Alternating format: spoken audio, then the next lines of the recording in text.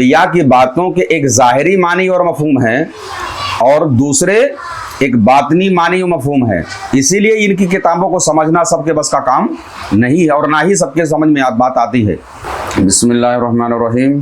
اللہم صلی وسلم علی سیدنا محمد وعلی آل سیدنا محمد کما تحب و ترضی بان تصلی علیہ صلی اللہ تعالی علیہ وسلم.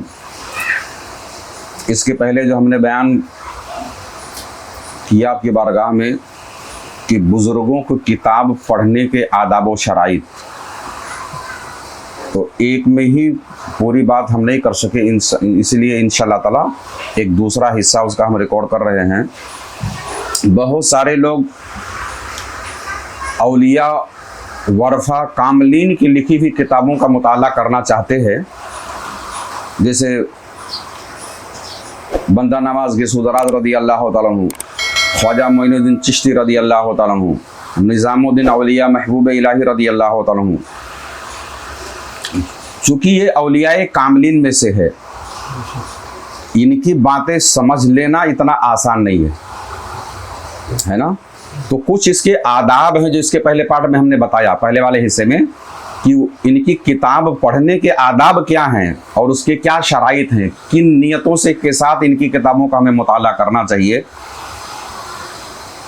تاکہ وہ بات ان کی ہمارے سمجھ میں آ سکے.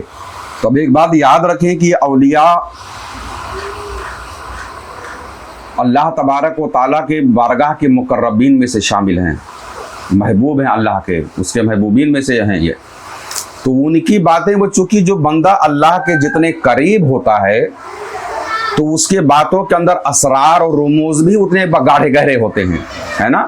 ایک عام آدمی عام فہم میں بات کرے گا، لیکن اگر کوئی آدمی بہت زیادہ پڑھا لکھا ہے تو بازارو زبان میں بات وہ نہیں کرے گا.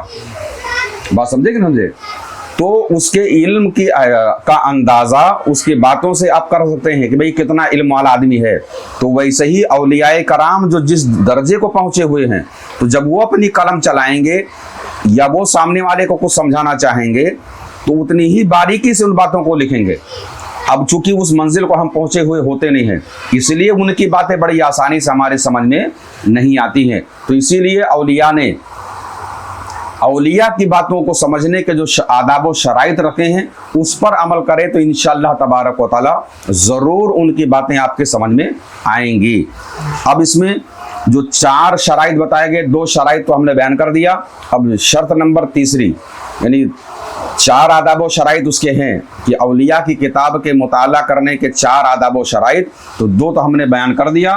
اب ہے تیسرا، اپنی ظاہری سمجھ و عقل پر بھروسہ نہ کریں، اس لیے کہ سرکار دو عالم صلی اللہ تعالی علیہ وسلم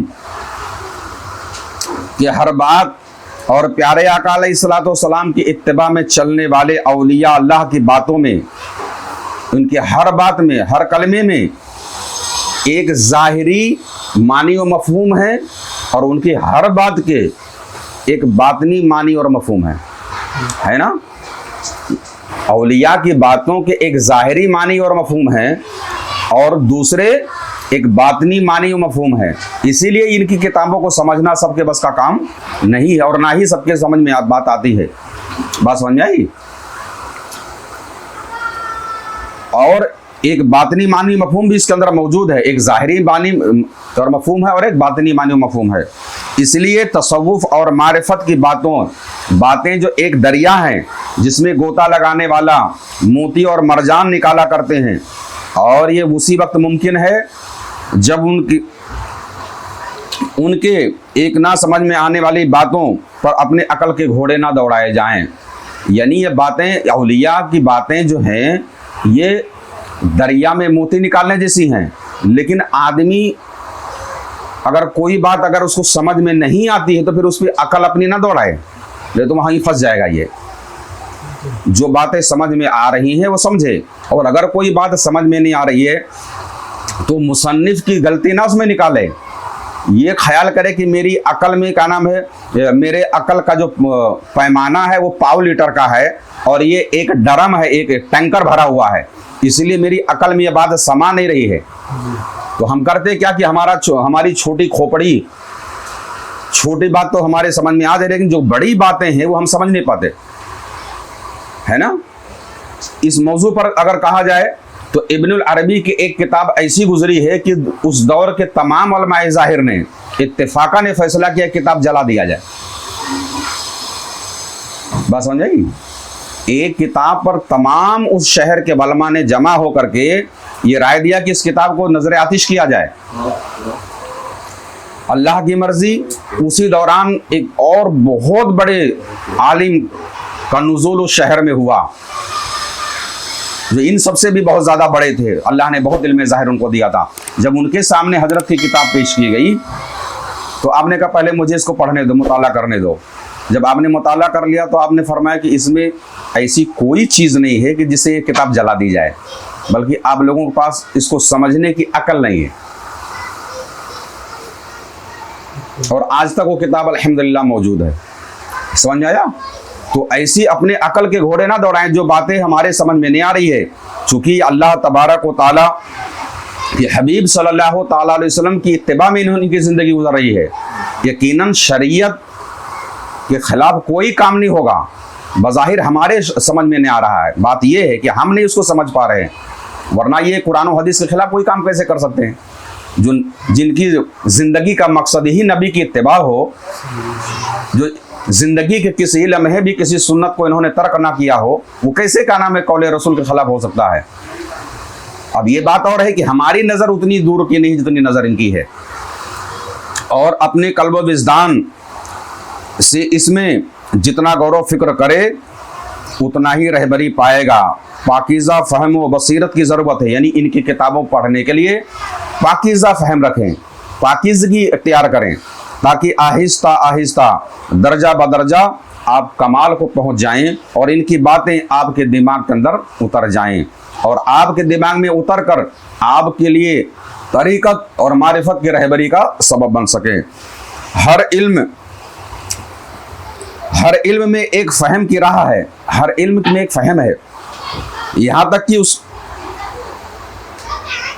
उसके बातिन तक इसकी रिसाई हो जाए। यानी हर इल्म में एक फ़हम है ताकि उसके बातिन तक उसकी रिसाई हो जाए।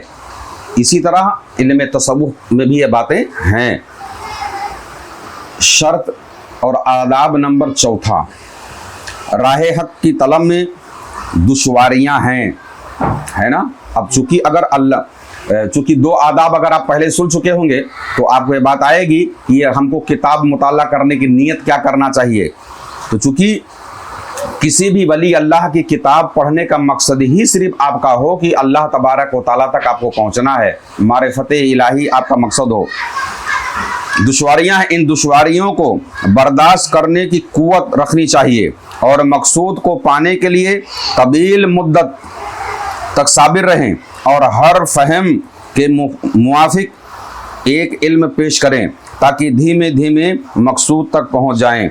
इसके साथ साथ ये समझना चाहिए कि औलियाए कराम के इरशादात यकीनन मौसर होते हैं, लेकिन जब तक इनकी सीरत को, यानी औलियाए कराम की जब तक उन किताब पढ़ने के साथ साथ उनकी सीरत, उनके आदात, उनके अखलाकियात को अपना कर इस राह पर नहीं चलेंगे, मकसूद हकीकी तक नहीं पहुँचेंगे।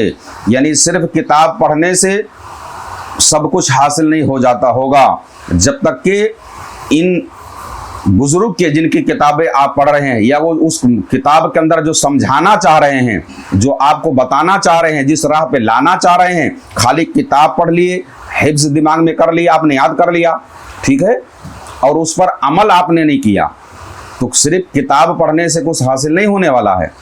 आप वो पढ़ें और उसमें अगर आपको इजाज़त हो करने की तो वो करें। यानी जिसकी किताब आप पढ़ रहे हो उसकी सीरत भी अपनाएं। और मैं तो ये कहता हूँ कि बंदे को जिस वली की सोहबत इख्तियार करनी हो, है ना, जैसे मैं इस दौर में पैदा हुआ हूँ, शेख अब्दुल कादिर जिलानी रदी अल्लाह तआला अन्हु बहुत पहले दुनिया से विसाल कर गए, ख्वाजा मोइनुद्दीन चिश्ती का दौर हमने नहीं पाया, तो उनकी सोहबत हम कैसे इख्तियार करें, है ना। تو یاد رکھیں जिस वली की सोहबत आपको इख्तियार करनी है उस वली की तसनीफ आप पढ़ो गोया आप उनकी सोहबत इख्तियार कर रहे हो, यानी उनकी किताब ही उनकी सोहबत का जरिया है ना। क्योंकि उन्होंने अपने दिमाग के अर्क को उन्होंने उसमें उतारा है, अपने इल्म को उन्होंने कलम बंद किया है। तो जिस वली की किताब पढ़ें, जिस वली की सोहबत इख्तियार करना चाहते हैं, या जिस वली से आपको बहुत ज़्यादा मोहब्बत करने की ख्वाहिश हो कि मैं इस वली से ज़्यादा मोहब्बत करना चाहता हूँ, मेरे दिल में इनकी मोहब्बत और बढ़ जाए, तो उनकी सीरत और उनकी लिखी हुई किताबों का आप मुताला करें। इंशाअल्लाह तबारक व ताला ज़रूर आपको फैज़ खास हासिल होगा। अल्लाह तबारक व ताला की बारगाह में दुआ है हम सबको किताब की शक्ल में औलिया की सोहबत अख्तियार करने की तौफीक अता फरमाए। आमीन सुम्मा आमीन बिरहमतिक या अरहमर राहिमीन।